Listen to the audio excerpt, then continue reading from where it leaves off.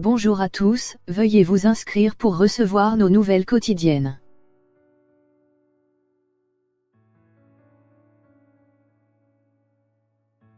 Gilets jaunes, la crainte d'une convergence avec les militants radicaux. Les violences qui ont émaillé la manifestation du 16 mars interrogent sur le poids de la gauche extra-parlementaire.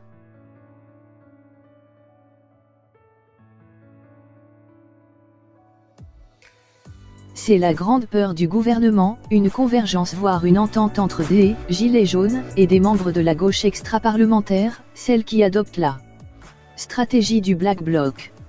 Ce groupe affinitaire réunissant des militants radicaux et se réclamant de l'antifascisme, de l'anarchisme ou de l'autonomie, dont certains revêtent une tenue entièrement noire, masques ou cagoules. Compris, est désigné comme responsable d'une bonne partie des violences et des dégradations matérielles qui ont eu lieu sur les Champs-Élysées lors de l'acte 18, samedi 16 mars.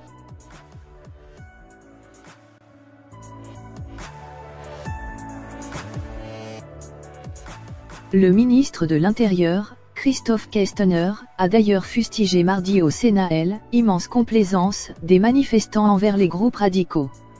Sur les 10 000 personnes recensées par Beauvau, il y avait 1500 ultras et 8500 casseurs, a-t-il lancé, pointant les Black Blocs qui ne sont pas un épiphénomène, mais une menace constante, puissante et répétée.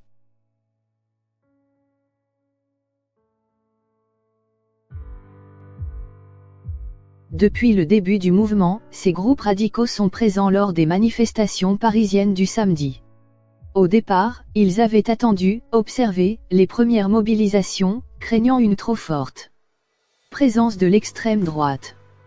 Puis ils se sont décidés à y participer activement, chaque semaine dans la capitale, mais aussi dans des actions plus spécifiques, comme des actions de blocage, par exemple au marché international de Rungis.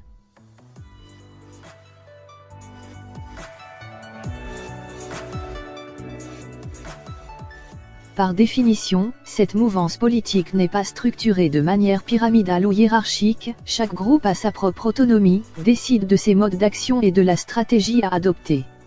Il n'y a donc pas eu de coordination générale avec les « gilets jaunes » pour décider d'agir samedi sur les Champs-Élysées, mais plutôt des rencontres au long cours.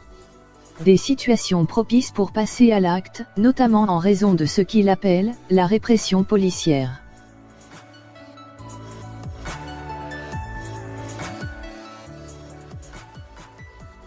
On a des liens avec certains groupes de gilets jaunes en banlieue. De là est venue l'idée d'échange de pratiques d'autodéfense face à un environnement policier hostile, explique Camille et Alex, prénoms modifiés, qui militent dans la mouvance antifasciste autonome.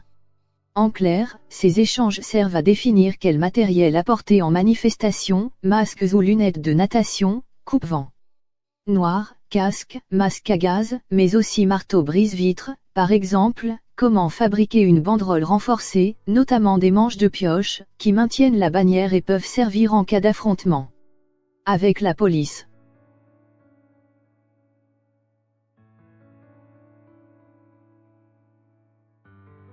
Le 16 mars, continue ces antifascistes, était un objectif de longue date et certains groupes Facebook avaient prévenu que l'ambiance serait tendue. On voulait fêter la fin du grand débat et répondre au discours sur l'essoufflement du mouvement.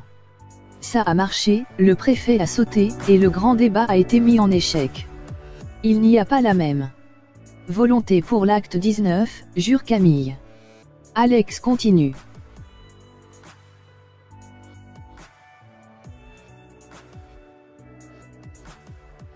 Sur les blocages, on discute, les gens sont amenés à la politique.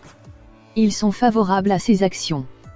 Samedi dernier, les gens acclamaient quand le Fouquet s'était attaqué, on se serait cru à un contre-sommet du G8.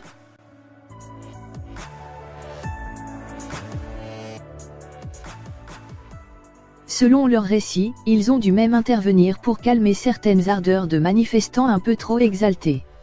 Nous ne sommes pas des éléments exogènes, il n'y a pas d'un côté l'extrême gauche et de l'autre les gilets jaunes.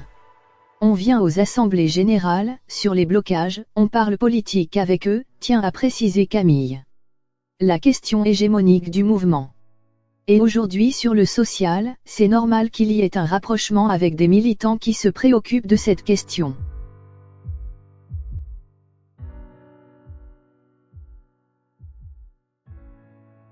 Âgé d'une petite quarantaine d'années, Guy, le prénom a été modifié, répète aussi que, samedi, sur les champs, il n'y avait rien, mais absolument rien d'organisé ou prévu. Lui évolue dans une sphère proche du Comité Invisible, collectif anonyme auteur, entre autres, de l'insurrection qui vient et de maintenant, La Fabrique, 2007 et 2017. Il poursuit, le phénomène réel, c'est une radicalisation des Gilets jaunes. Les pillages de samedi, il faut les interpréter au regard de l'absence quasi complète de pillage au début du mouvement. Les Gilets jaunes respectaient les magasins, les travailleurs, etc., mais plus maintenant.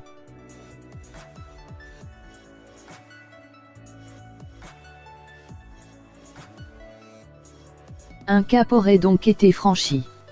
Avec comme moteur une violence qui leur est infligée en premier lieu. Le Fouquet, c'est 2 minutes après qu'un mec se prenne un flashball dans la gueule. Les pillages, c'est à chaque fois dans des reflux de gazigeuses. Pour lui, c'est évident, dans leur grande majorité, les gilets jaunes n'acceptent pas l'idée d'être gazés. Pour eux, ce n'est pas un truc de maintien de l'ordre anodin, c'est une offense et une humiliation et ça leur fait péter les plombs et ça légitime à leurs yeux le fait de répliquer.